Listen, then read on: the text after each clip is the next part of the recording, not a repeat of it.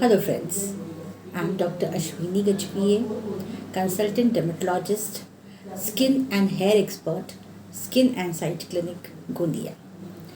आज हम बात करेंगे केमिकल पील ट्रीटमेंट के बारे में।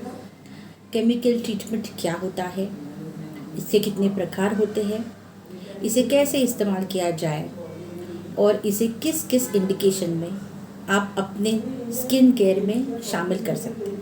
तो आज हम सारी बातें डिस्कस करेंगे। केमिकल पील क्या होता है? केमिकल पील में एक मेडिसिन का सलूशन हम आपके फेस पे लगाते हैं, जिससे आपके फेस की ऊपर की स्किन एक्सफोलिएट हो जाती है। जब स्किन एक्सफोलिएट होती है तो dead skin, damage skin, sun damage skin वो सब निकल जाती है और उसके नीचे की जो हेल्दी स्किन होती है वो रीजनरेट होने लगती है।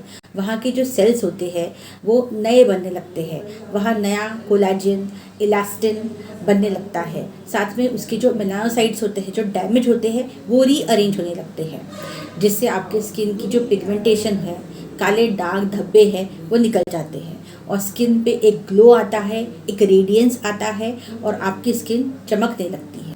केमिकल पील के बहुत सारे प्रकार होते हैं। इसके जो दो मुख्य प्रकार है वो है अल्फ़ा हाइड्रोक्सी एसिड पील्स और beta hydroxy acid peels. Alpha hydroxy acid peels के अंदर आती है हमारी ग्लाइकोलिक एसिड पील। बीटा हाइड्रोक्सी एसिड पील्स के अंदर आती है हमारी सैलिसिलिक एसिड पील और TCA पील्स। इसके अलावा और कुछ नए पील्स हैं जिसको हम न्यूअर पील्स बोलते हैं, जिसमें बहुत सारी पील्स आती है। पील्स हमारे स्किन पे कितने लेवल तक पेनिट्रेट होती है उस हिसाब से भी पील्स को डिवाइड किया गया है। कुछ होती है सुपरफिशियल पील्स जो हमारे स्किन के ऊपरी लेयर मतलब एपिडर्मिस तक जाती है। दूसरी होती है मीडियम डेप्थ पील जो एपिडर्मिस के साथ साथ कुछ पार्ट ऑफ डर्मिस में पेनिट्रेट करती है। उसके बाद आती है डीप पील्स जो एपिडर्मिस, पार्ट ऑफ डर्मिस और मिड डर्मिस तक जाती है। तो लेवल ऑफ पेनिट्रेशन के हिसाब से भी पील्स को यूज़ किया जा सकता है बहुत सारे अलग अलग इंडिकेशंस के लिए। ग्लाइकोलिक पील को हम बहुत सारे इंडिकेशंस में यूज़ कर सकते हैं, जैसे एक्टिव एक्नी हो गया, फिर पिगमेंटेशन हो गया, मिलाज़्मा हो गया जिसे हम वांग भी कहते हैं। साथ में जो हमारे स्किन के डायलेटेड पोर्स है, हमारे स्किन पे जो व्रिंकल्स है, एक्नी होने के बाद जो एक्नी का पिगमेंटेशन सेटल होता है, एक्नी होने के बाद जो एक्नी के सुपरफिशियल खड्डे हो जाते हैं, उसमें भी हम ग्लाइकोलिक पील का इस्तेमाल कर सकते हैं। सैलिसिलिक पील जो हमारी दूसरी पील है, जो कि बीटा हाइड्रोक्सी एसिड पील है, इसे हम कहाँ यूज़ करते हैं? इसे मोस्टली यूज़ किया जाता है एक्टिव एक्नी में, मतलब एक्टिव मुहासे कम करने के लिए। मुहासे अगर छोटे हो, काले दाने वाले मुहासे हो, या अगर मुहासे बड़े हैं जैसे पस भरे हुए मुहासे है, तो इसमें सैलिसिलिक एसिड पील बहुत अच्छे से काम करता है। साथ में इन मुहासों के बाद जो खड्डे होते हैं या इन मुहासों के बाद जो लालपन और कालापन रह जाता है, उसमें भी ये पील काफ़ी काम आती है।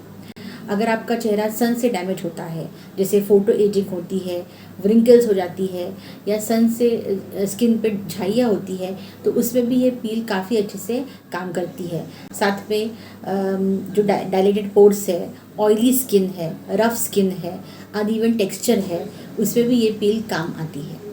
साथ में अगर वांग है, उसके एपिडर्मल वांग है या डर्मल वांग है, तो इस टाइप का पिगमेंटेशन में भी सैलिसिलिक पील बहुत काम में आती है। तीसरी पील है हमारी TCA पील, जो कि एक बीटा हाइड्रोक्सी एसिड पील है।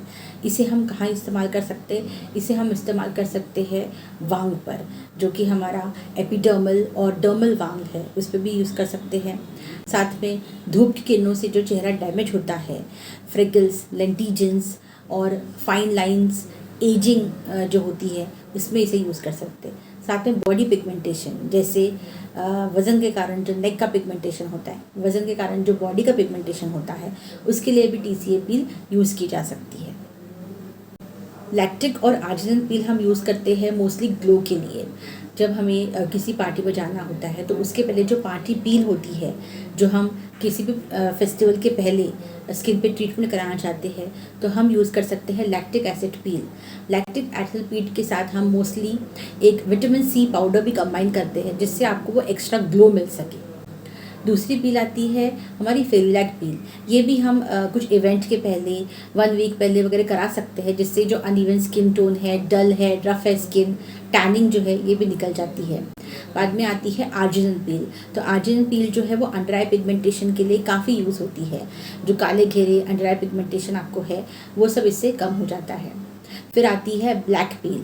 ब्लैक पील जो है मोस्टली एक्ने के लिए यूज़ करते हैं। तो ब्लैक पील जो है सारे एक्ने के ग्रेड्स पे काम करती है, चाहे वो काले दाने वाले एक्ने हो या बड़े पस भरे मुहासे वाले एक्ने हो, सारे ग्रेड्स में ब्लैक पील काम करता है।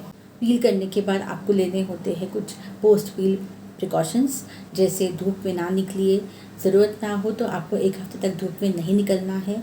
अगर बहुत ज़रूरी है तो सनस्क्रीन लगा के निकलिए। दिन में 2-3 बार सनस्क्रीन लगाना बहुत ज़रूरी है।